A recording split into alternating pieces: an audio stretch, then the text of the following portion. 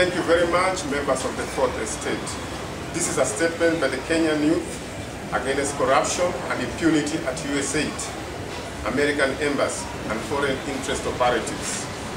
Read on Friday, the 13th April 2012. We, the youth from the coast region of Kenya, represented here today by our network's leadership, gathered to petition President Barack Obama, the US Congress, US Senate over the affairs of the American Embassy in Kenya, USAID, its local operatives, cartels operating in Kenya against national interest.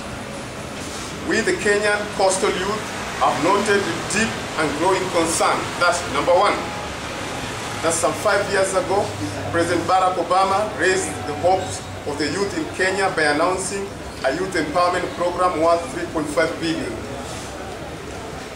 When the USAID and the US Embassy said the Yes Youth Can Fund in Kenya, it was hyped as a major historical US government bilateral support to Kenya. The fund was said to have been designed to help the youth initiative themselves into self-employment and out of poverty. Number two, that 5 years later, we have come to the sad realization that the project was just a usual American hype that gave us hope for a change that never was. This is a sad affair coming from a man who traces his roots among Kenyans and who used his claims on Kenya ancestry to successfully sell his presidential bid. Number three, that if the Yes Youth Can initiative money was ever got into this country at all, it seems to have all ended up at the hands of certain individuals, cartels, working in cahoot with US Embassy mandarins.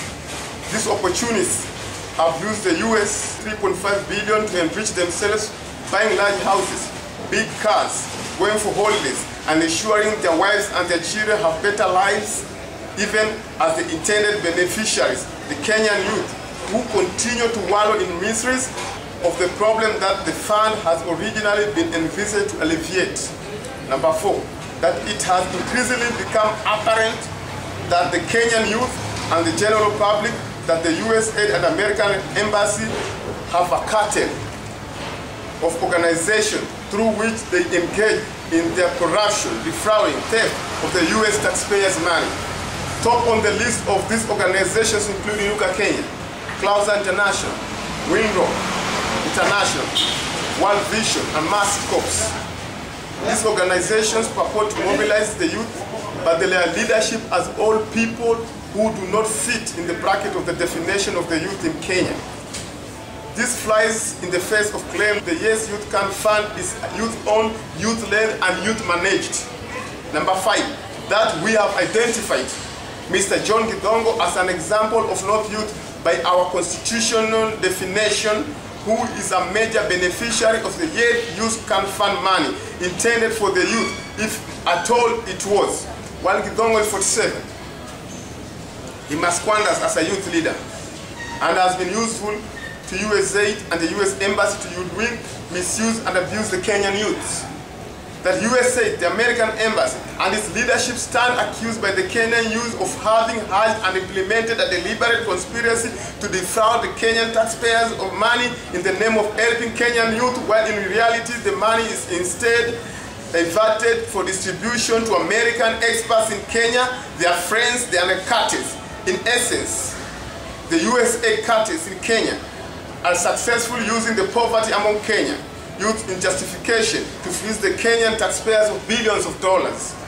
That from our simple analysis, we, the Kenyan youth, have concluded that the Yes Youth Can Fund was just part of a larger chariot of modern-day American imperialism to youth hoodwinked and jobless Kenya, hopeless, frustrated Kenyan youth to sing songs that will help America manipulate the government of Kenya to cooperate in helping US spread its influence across Africa or boost President Obama's re-election chances. That while the Yes Youth Can Fund was trumpeted as a youth-led, youth-owned, and youth-managed, the faces of the people, such as one John Githongo, among others that led the project, are not in any way youth or youthful. Inuka Kenya Trust is not a youth project. but just a conduit of cartel to siphon Americans' taxpayers' money. That we aware that the Yes Youth Can money is cleverly being moved around by USAID and US Embassy to different accounts, and the latest one is called the Tahiti Fund. The reason the money is being shuffled by US Embassy in different accounts is so that it can be laundered and used locally to bribe the youth to engage in subversive activities against the government of Kenya. Number 10, that further, we are quickly coming to the conclusion that individuals like Githongo, who previously paraded themselves as anti-corruption champions, to us is in fact beneficiaries of corruption, theft and impunity. Careful examination of his engagement reveals that he is simply cheating abroad to get money to enrich himself, his family and his cronies. That in view of the above, considering that the United States of America is touted as a paragon of the rule of law and open governance, we find that there is apparent lack of transparency and accountability in their aid processes, and also from our experience, an attitude of impunity by USAID and American Embassy. All we see everywhere in Kenya are marks of corruption, impunity, and the theft of US public money in the name of supposedly helping Kenyans. In conclusion, we categorically state that we, the youth of Kenya, refuse to be misused and abused as pawns in international politics with the United States ill-masked attempt to steer local politics through youth-targeted initiative. We categorically state the Yes Youth Can Fund was a false hope and did not bring any change that we can live in. We therefore wish to say thanks, but not thanks to the President Barack Obama, and warn him to keep off youth affairs and we focus on doing our own things. That we hereby petition the US President, Congress, Senate to swing into action to investigate how the USAID, Kenya, American Embassy in Kenya use the Yes Youth Can money. We state categorically that there is not a single youth in Kenya who benefited from the money or whose life has changed as a result of 3.5 billion shillings.